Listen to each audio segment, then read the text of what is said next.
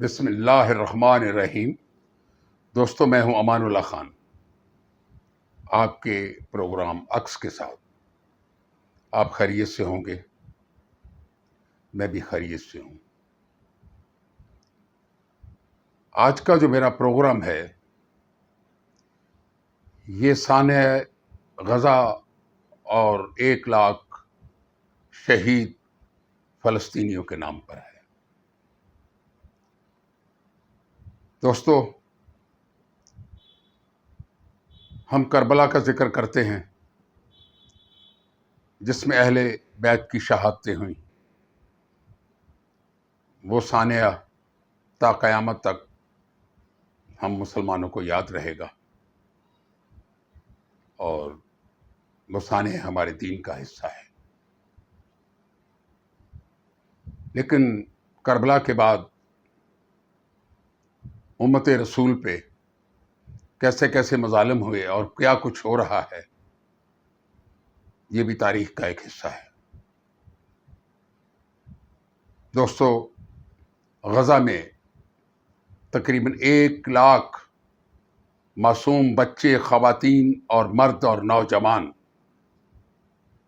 شہادت کے رتبے پہ فائز ہو چکے ہیں۔ غزہ شہر ایک موہنجو دڑو کا منظر پیش کر رہا ہے، اور پورا عالم اسلام خاموش ہے۔ خاموشی نہیں ہے، تماشائی بھی ہے، کیونکہ اسرائیل اور امریکہ کا اتنا ڈر، خوف مسلمانوں پہ طاری ہو چکا ہے کہ مسلمان کے لیے سانس لینا بھی دشوار ہو گیا ہے۔ دیکھیں، بات صرف اتنی ہے کہ اگر ایرانی گورنمنٹ اور پاسداران انقلاب نے اپنی طاقت کا توازن نہیں تولا تھا، اپنی طاقت کو نہیں تولا تھا، تو انہیں 1 لاکھ امتیوں کی شہادت کروا کر کیا ملا؟ یہ سارے قضیے جتنے بھی ہیں فلسطین کے اندر، یہ ان فلسطینیوں کی امداد نہیں ہے، یہ ایران دشمنی ہے، کیونکہ ایران تو باہر بیٹھ کے تماشا دیکھ رہا ہے، جبکہ ایران کے پاس اپنے وسائل موجود نہیں ہیں، اور وہ لوگوں کے گھروں میں انگارے پھینک رہا ہے۔ میرا سوال صرف ایرانی پاسداران انقلاب اور ایرانی آیت اللہ صاحبان اور حکمرانوں سے یہ ہے، یہ کیسا منظرنامہ لکھا گیا فلسطین کے اندر کہ اسرائیل نے انہیں نیست و نابود کر دیا۔ آج جو بچے ہوئے ہیں، نہ ان کے پاس کھانے کو ہے، نہ پینے کو ہے، نہ رہنے کو ہے، وہ لاوارث ہو چکے ہیں۔ ایرانیوں، کیا یہ منظرنامہ آپ نے لکھنا تھا کہ ان کی امداد کو نہیں پہنچ سکے، انہیں پانی نہیں پلا سکے،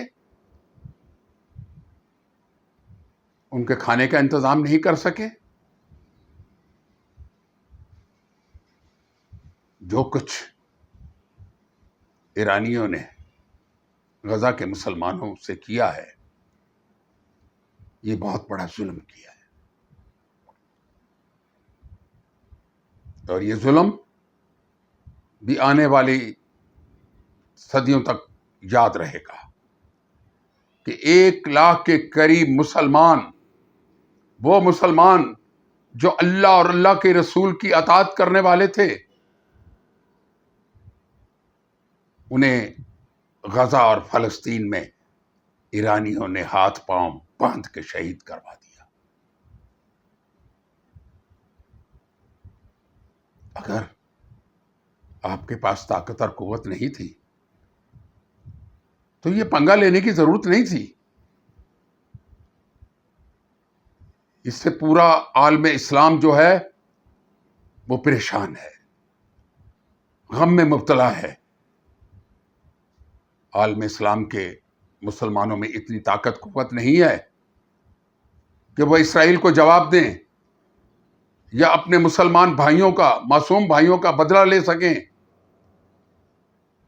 یا ان کے لیے کوئی ایسے وسائل پیدا کریں کہ جس کے ساتھ وہاں بچے کھچے فلسطینی اپنی زندگی کو رواں دواں کر سکے.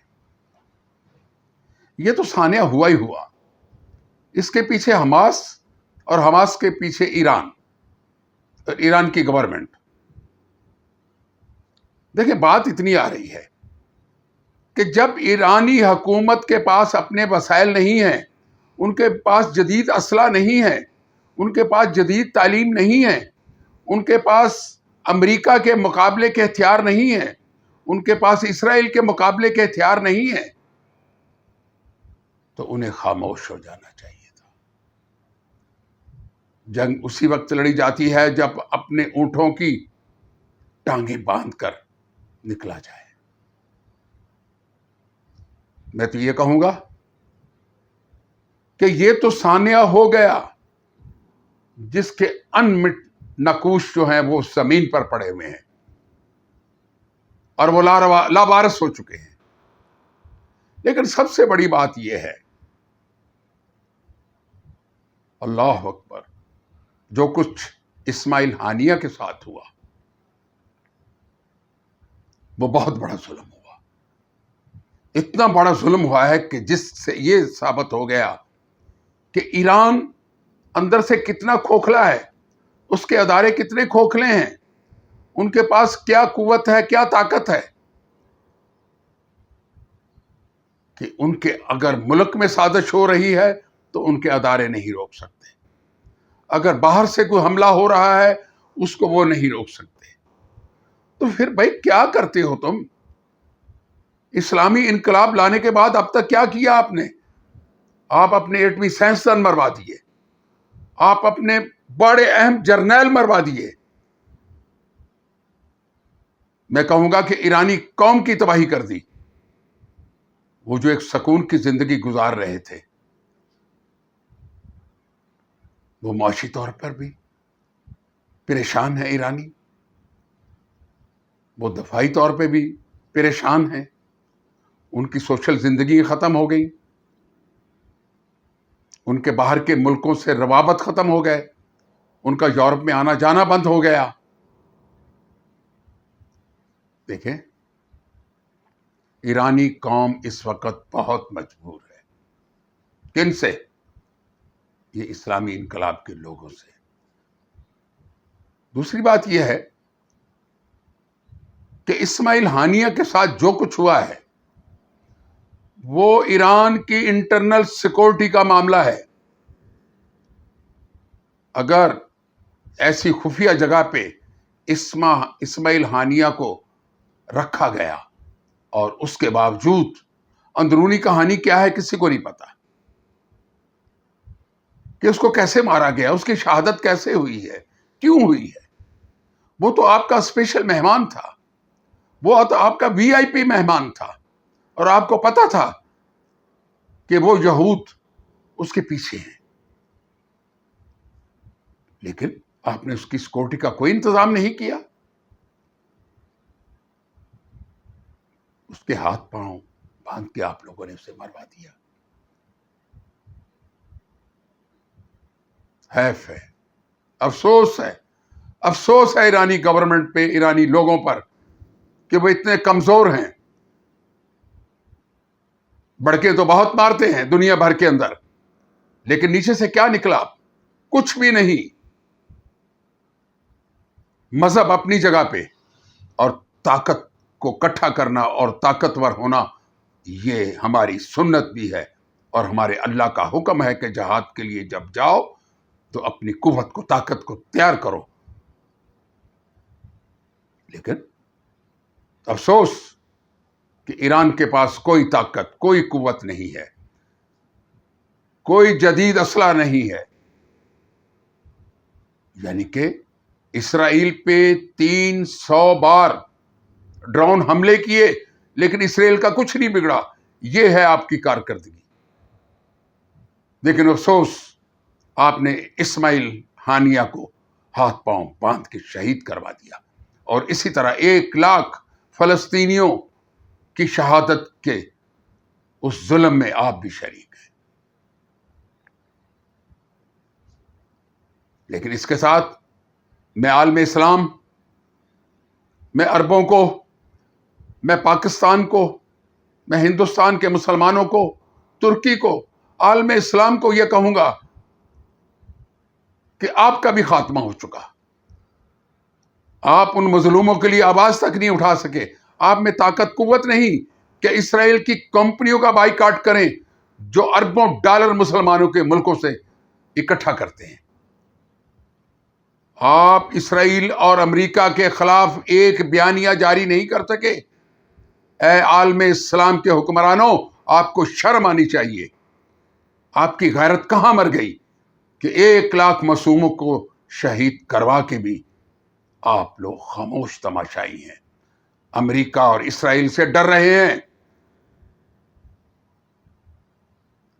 ایران کے تو ایک ہی جو زلزلہ نما بیان تھا کہ ہم اسرائیل پہ ایسا حملہ کریں گے کہ اس کی پشتیں یاد کریں گی. میرا کہنے کا مقصد یہ ہے کہ ایرانی اپنے آپ کو بچائیں. آپ اسرائیل پہ کیا حملہ کریں گے؟ آپ میں کیا طاقت ہے؟ آپ میں کوئی طاقت نہیں ہے. اپنی طاقت کو اکٹھا کرنا چاہیے تھا مسلمانوں کو. کہاں مر گئی مسلمانوں کی غیرت؟ کہاں گئے جہاد کے نعرے مارنے والے؟ دیکھیں، جہاں تک اطلاعات ہیں، اگر ایران نے اسرائیل کی طرف ایک قدم بڑھایا تو ایران اور امریکہ ایران کو نیست و نابود کر دیں گے. یہی انجام ہونا ہے. عالم اسلام کو اور ایران کو آپس میں اکٹھے بیٹھ کر قبلہ اول تو نہیں چھڑا سکے، لیکن وہ مسلمان 1,00,000 جن کی شہادتیں ہوئی اور مسلسل ہو رہی ہیں، اس کو روکنے کی کوشش ضرور کریں. یہ آپ کی ذمہ داری میں آتا ہے. نہیں تو قیامت کے دن آپ سب حکمرانوں کو اور عالم اسلام کے سب مسلمانوں کو اس کا حساب دینا ہوگا. اور اللہ پاک آپ سے پوچھے گا کہ میرے ان لوگوں کو شہید ہوتے ہوئے آپ دیکھتے رہے، آپ کے زبان سے آہ تک نہ نکلی، آپ مذمت نہ کر سکے.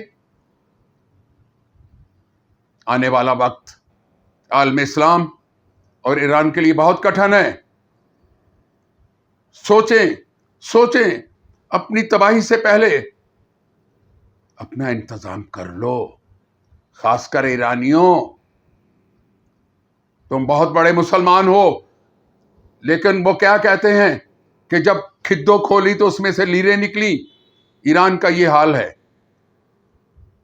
ایرانیوں نے اپنے عمل اور کردار سے پورے عالم اسلام کو پریشان کر دیا ہے. اسی کے ساتھ میں آپ سے اجازت چاہوں گا. خدا حافظ.